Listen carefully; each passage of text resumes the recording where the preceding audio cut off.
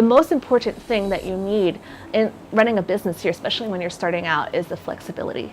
Now in the day and age, we're all Yeah. going social. Yes. Sorry, not social, digital. Yes. And so how important is a magazine in this day and age? Well, there are a lot of things. It is important because what the editors know intuitively are what is really important for content. Understanding the market and understanding the speed that China is going, both online and offline. Like a building can be built in 3 months. What about a mobile app? These are the things that, if you're not updated. Is that helpful or harmful? Do you view that as helpful or harmful? It can be helpful if you're smart about it, and you always, as a marketer, you have to just be on top of what's new all the time. Hello, my name is Tyrone Lowe. I'm in my studio right now with my friend Amadeus Frazier, and he wants to talk about his new project. It's called Dope Talk. Give us a little intellectual, concept about what's going on with your project, Amadeus. Well, first off, thank you for having me on the show. I appreciate it. And a lot of the times when people think about, China, it's just like this elusive thing. China's a huge country. It's all on the east side of the world, and no one really knows all about it. So when I was before I arrived to China, I wanted to do a little bit of research. I want to know about the city and what have you. But because there's a huge digital firewall, you can't access Google, you can't access YouTube or their digital channels. It's hard to learn and understand what the country's all about. So usually people have to travel there, then learn about the city. So what I figured was, okay, whilst I'm there, what if I created a series, interviewed people, professionals, learn from them, and then promote that on the western side of the world so they can learn more about China before they even arrive. What type of people were you interviewing? Give us a little concept about, your experiences with them and what they were actually speaking about. Yeah, so I chose 10 professionals from 10 different industries. We have fashion, we have business consulting, marketing, app development, and I even did a jeweler over there. So I asked them about mainly just 2 sets of questions. Well, 3 sets. The first set of questions is about their expertise, their knowledge of their craft, what have you. The second set of questions is more so about the city. Shanghai. I operated mostly in Shanghai, so how do they conduct business in Shanghai, the tips that they have in doing business in China. And the last set of questions are pretty much like success questions, personal development. So I pretty much asked 10 different professionals those 3 types of questions, and the outcome, well, you can check on my channel. Okay, dealing with their success, were they mainly speaking about their successes, their ups and downs, their things of that nature, of where they started from on the ground level to actually to the entry level to the level that they're actually at right now, or? Yeah, so we have some people. Well, I'll say a little bit about this. When interviewing people, everyone has a different vibe, or they have different channels and doors that it needs to be open. Now, some people they don't want to open up so much, so they won't talk about that. But different people have talked about different experiences. I really do try to tap into those lows, and I got this one story about this this lady. She was looking for an investment in a company, and I think she had to go home because of her visa, which is a very typical thing in China. And so she hit a low there. So I do have people talk about their lows and what have you, and talk about how they got out of it and how, you can get out of it. You're pretty young, and for you to actually have that type of mindset and be actually open to this type of concept, what was actually the age groups from the people that you was actually... I don't know. Most people older than me, maybe like 10 years, they're like adults. Okay. They're like adults, and I'm a young adult, obviously, right? Exactly. So and that's actually a problem. While you touched on that, that's actually a problem I'm personally facing because I'm this young man and I'm interviewing most of these older people. So it's like. Well, I would say you're inspiring young men to the point where you are really open-minded and to really adopt to this type of thing, man, at a young age is very inspiring. So that's the reason why I asked what was actually the age group. And by you actually being the young person that you are, quite inspiring by their experiences, do you think that people that's upgrowing your age, would they actually adopt to this? Or do you think that it is something that they should actually, they can learn something from you just by actually listening to them and, interviewing and things of that nature? I truly hope so. I mean, that's why I do the show. I hope people can learn from me. But, I mean, what I do essentially is I am the funnel. Like, I don't talk. I ask people. So what I do is I'm the funnel for information. So I don't want people to learn from me. Specifically in this series, I want people to learn from the professionals, from the people doing it. So I do, want young people to look 10 years, 20 years ahead to those people who they may find as icons or a source of inspiration and learn from them. It's not about me. So, okay. But yeah. So let's get more into the main topic about Dope Talk. Word. And what inspired you to actually come up with that? Oh, first off, the thing about China or Shanghai is a very fast city. So this idea literally came up within like 3 days. I thought of the idea, I came up with the designs, and I had people coming in my house, in the studio, within 3 days. So again, it came up with this idea of, I know that most people researching Shanghai or China, there's no information about it. Like it's a black area. And the problem is that when you go to Shanghai, you go to China, there's all these events about how to do business in China. Great. I should have learned about this 2 months before when I came here, right? So it doesn't really make any sense. I want to know about how to conduct business or what to do before I arrive. So the whole idea was more of inspiration, like, what if I told people before they even came there so they can know what to expect? And that was inspiration. The idea was just, hey, I want to do a talk show. And I just what I'm getting from you is that dealing with each individual on an individual basis, are there different types of marketing strategies? Definitely. So now, the online and offline is a bit different. So let's just focus. I want to focus on one thing. I want to focus on social media. So the way social media is set up in the States is that you have this one person and people follow this one person, right? But if you look in China, there's this app called WeChat where it's like you have this one person and the one person tries to build a community.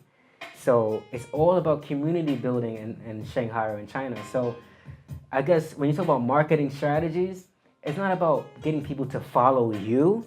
In China, it's about getting people to invest in a community, in an idea, in a group.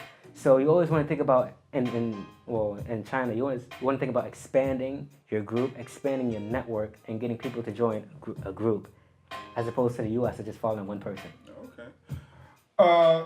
Would that be in the source of being an entrepreneur in a sense of actually getting people to follow you? I'm not speaking on a financial basis. I mean, to the point where you're actually getting their attention to actually, to actually follow you and to actually build this success that you're actually, that you're actually trying to do. If you understand what I'm saying. So what was the question? Sorry. What I'm trying to say is that, are we talking about the source of an entrepreneur that's actually making people follow them without being financial or being non-financial?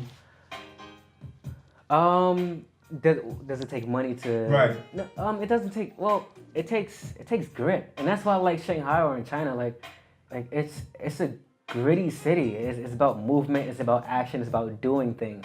So people understand how to. If they don't have money, they have time, and they understand that, and they use their time and their effort to get to where they gotta go. Well, I'm going to ask you a question. I know that we're talking about China, but let's actually make a transformation to the United States. Fantastic. Okay, and their concept and their way of actually formatting concepts to actually,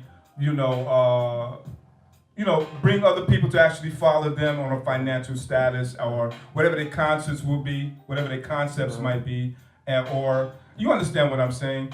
What do you think that they're actually lacking? Because I know China is a fast pace and they're more successes over there. Yeah. So, due to the fact that they're a little bit on the level here, what do you feel? Because you're like best of both worlds. You know about the United States and you've been in China, and you know their concept. So, what do you feel that they can actually do to elevate themselves? You know, to step up their game with just a little bit. Wait, with the Chinese society or American society? American society. American society. Dad, how do I say this without being like offensive? But like, I'm just gonna say it. I really do think. That's on the spot. I do think Americans are really full of themselves, and like we have this big personality. We think we're so big and what have you, and that's mainly because of the way. That's because of a lot of things. But I think if you can get out of yourself just a little bit and stop thinking of yourself as this iconic person and just really like stop thinking about yourself so much. I think that's how you get out of yourself and you think more so on, okay, how can I impact other people and how can I grow other people? That's how you're really going to start to elevate your game. I do, especially in New York, a lot of people are too much into themselves. They're too closed up. They're too thinking about their mindset, their game, but they're not thinking about how to lift and elevate other people up. So in that sense, would you say it's like a lack of some type of unification? Definitely. Well, integration as far as, it's about me, it is, and it's not about me trying to help my brother, or try to be my brother's keeper, America, sort of thing. It is an individualistic society, and Asia's collective society. So that is definitely what I was trying to get at, essentially. So let's get back to Dope Talk. Word. Tell the viewers actually how do they actually get in touch with that? What type of link or and actually what does it actually formulate? All right. So my name is Amadeus Frazier, and you can search me up Amadeus Frazier. That's a hard, difficult name to spell. Amadeus Frazier. Amadeus Frazier. Search that on YouTube, and you should see all the Dope Talk videos, and that's how you access it. Now, what you'll be looking at essentially is different professionals talking about their experiences in China and how they made it to their successes. So even if you're not going to China, what have you, but if you're interested in just personal growth, the things that they're going to be talking about, I guarantee you, if you tap into one of those things, it's going to elevate your game. So that's essentially what Dope Talk is. Okay. Well, what I get out of this whole ordeal is that what you're telling me as far as success is concerned takes different actual levels of intelligence, mentality, spiritual concepts, or perseverance in a sense like that, and you apply them in one thing to actually access your behavior pattern to the point where you can collect this type of success. Yeah, so it takes numerous skill sets. Right. Now people say, oh, what's the one key to success? What is that one thing? And it's not one given thing at any moment. It takes a vast skill set. So I for one, I'm concerned because due to the fact that how did you actually put yourself out there to grasp one's attention? How did I personally do it? How would you do that? How are you applying it to the point, or how are you going to do it to actually grab? Well, first off, it comes from I was an immigrant there. Now, there's this whole concept of like immigrants work harder, and I truly believe that, because when you're on a visa and you're only there for a certain amount of time, you have to work. Right. Like if you live in New York, you're good, right? But I'm thinking I'm here for a year. I gotta attack. So it was a mindset from before I even arrived there. It was a mindset. So being that immigrant really helped out, that foreigner. But in order to say like I really just want to make a name for myself, I want to put myself out there. That's something I can't really explain. It's just something that I know I want to do. Right. I know I want to put myself out there. I know I want to, I know my personal goals. It's. So you sort of like set the picture for yourself with the frame already. Yeah, I mean everything's all mapped out. I mean, okay. Like I said before I even came to China, I knew what I wanted to do, and the position that I'm in right now, a year after, I predicted this. I planned this. It's all mapped out, so nothing's really a surprise. You know, it's very funny because Amadeus is a very successful guy, man. 2 books. I mean, I'm going to put it out there because people need to know about your accomplishments. And for a guy that's this young, I don't see a lot of young guys out there trying to accomplish that. They're into different venues who want to be rap stars and things of that nature, and they don't really have the proper guidance. But what I see for you is a full focused person that really has the mentality and the behavior pattern too to actually be the success that you are. And to me, you're a success because I see a lot of guys out here these days that are, you know, not really doing what you're doing as far as being an authoritarian. You know, everybody that I see or really people I interview are more of a following type of situation. So what encouraged you to actually be the leader that you are? Wow. Now I have my mom sitting here, right? Okay. And I have to say, hey, Mom. And I have to say that it's through exposure. It's through the things I was exposed when I was younger. You know, I didn't grow up in the best situation, but my mom kept me in leadership activities, you know, like doing fencing, you know, doing judo and things like that, playing the trumpet. Playing the trumpet is a loud instrument. So doing all those little things when I was younger kind of built that in me to be a leader. And I have to say that just the things I was going through when I was young, unconsciously I was building that skill set and that mindset. So thank you, Mom. That's a good thing. Job well done, Mom. You know, I'm very much inspired because of your young age and your potential as far as, you know, what you're doing right now.